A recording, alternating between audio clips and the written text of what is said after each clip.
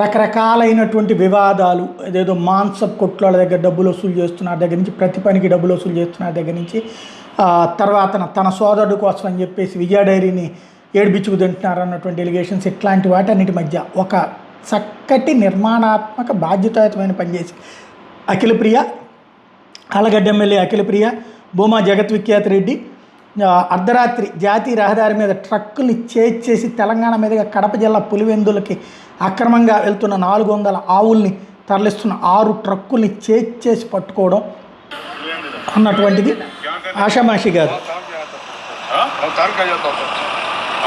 ఆవులు తీసుకుపోతారా ట్రక్లలో పెట్టుకొని?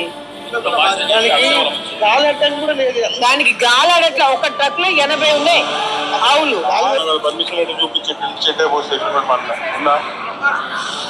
ఏం చేస్తున్నారు?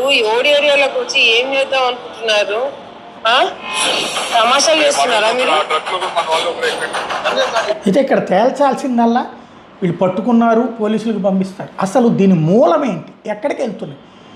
అసలు వాళ్ళని పట్టుకోవాల్సిన బాధ్యత ప్రభుత్వం మీద ఉంది.